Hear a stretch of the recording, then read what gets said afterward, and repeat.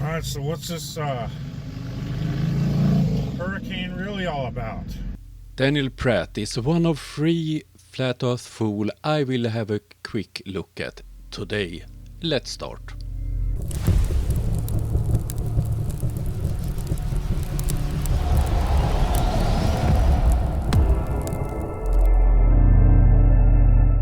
The first fool is Daniel Pratt, but seriously, what is he wearing? Is he working with security? Oh dear. What's the real reason behind the hurricane? Well, pick one, anyone, and you'll be right. First most obvious one to me is the furthering the climate change hoax through weather warfare. Oh, the trigger! I can just picture people with earlobes the size of Simon Dan's asshole right now. Oh, conspiracy theory! No matter how many Air Force documents you show them from 30 years ago, talking about they want to and will control the weather. Oh, conspiracy theory. Yes, there have made several attempts to control the weather. That's not a weapon. They try, for instance, protect Florida from hurricanes and so on, or so the farmers get more rain. But it's not a weapon. Alright, so real quick, I don't know, something popped into my head last night. I was thinking about just knowing the reality of this world and seeing the lengths that people will go to deny reality. And I guess in this case in point is, in this day and age where cameras are literally everywhere. Yes, Daniel, it's cameras everywhere, for instance on your chest. Are you some kind of secret agent? 24-hour surveillance.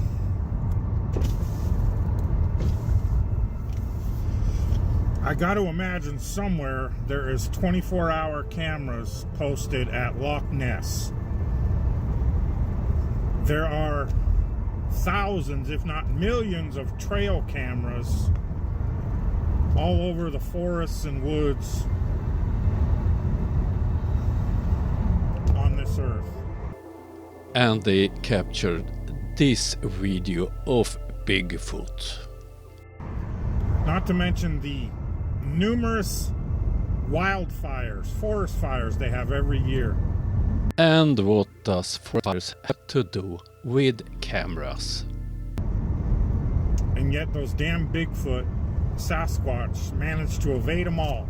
No, I have videos of Bigfoot. Look here, here he is.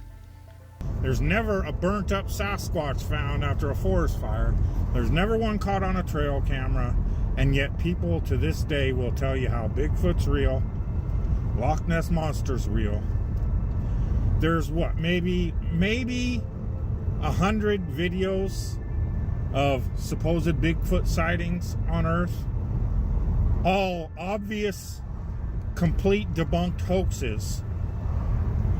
There's maybe a couple photos, a couple videos of the Loch Ness Monster. Again, none verifiable, all determined likely hoaxes, because they are just mistaken identity.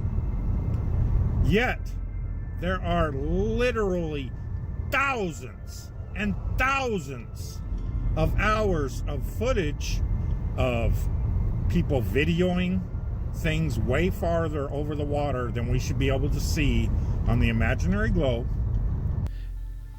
And there we have evidence for the curvature. The sun is setting, and it don't change the size. Let's move on to the next fool, DITRH. I don't know if you've seen my idea for the real final experiment that'll never happen.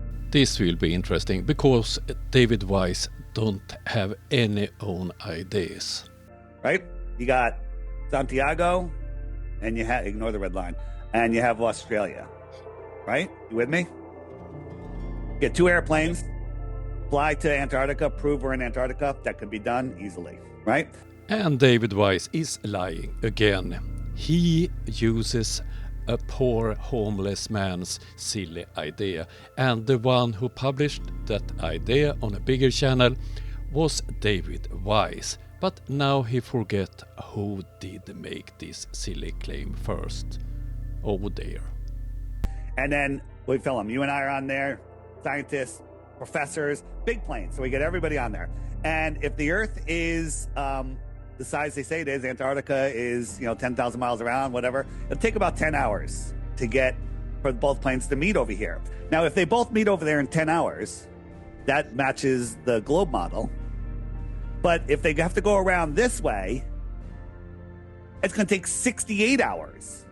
So doing that trip on a flat Earth would be a suicide mission.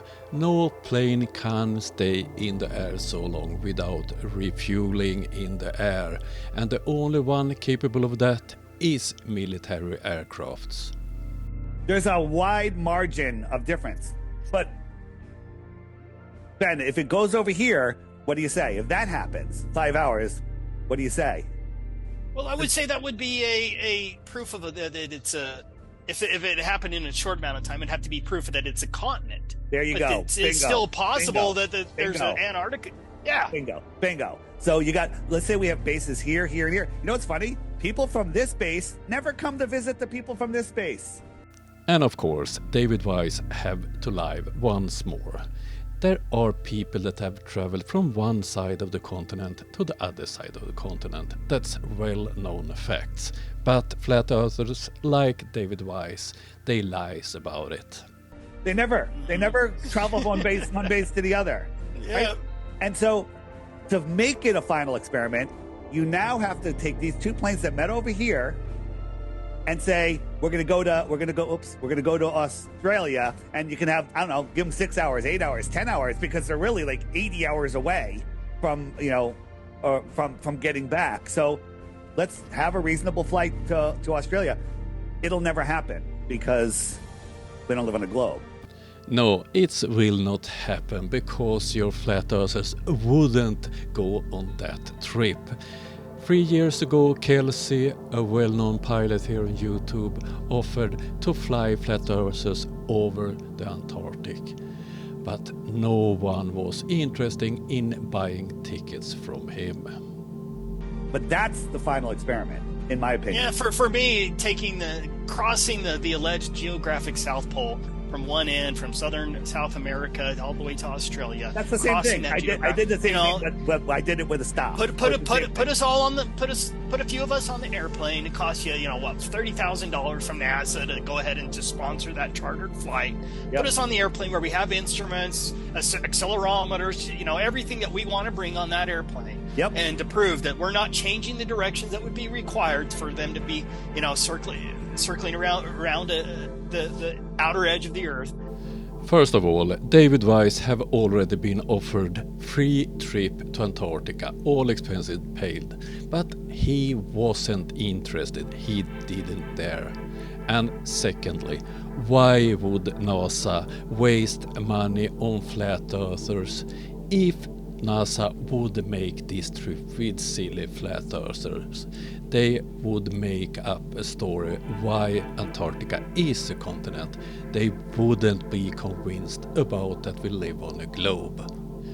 Let's move on to the next coward that also have turned down the offer to get to Antarctica for free. Eric Debay.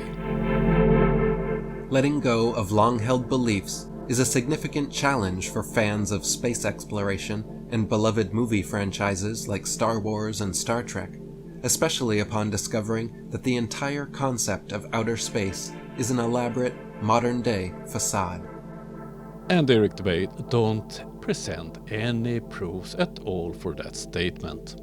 I anticipate that the seemingly impossible assertions soon to be presented will be a bridge too far for most to venture. Although we will decisively expose and document the extent of deceit, fraud, manipulation, and duplicity orchestrated by this organization and its collaborating space agencies, many may still find it too challenging to even consider. No, I find it too stupid. We will evidence that NASA stands at the forefront of perpetuating the most diabolical deception in history. This is typical word salad from Eric Debunk, and no proofs at all. This elaborate deception has far-reaching consequences and implications, entangling us in false cosmologies, promises of future technologies, erroneous models of our Earth's true structure, and the alluring prospect of further space exploration that continues to captivate many today. Given that taxpayers provide $72 million each day to this enigmatic federal agency, we might naturally begin to wonder, what has NASA really brought us? And here's a short list of some of the things that have come to us consumers thanks to NASA and space travels.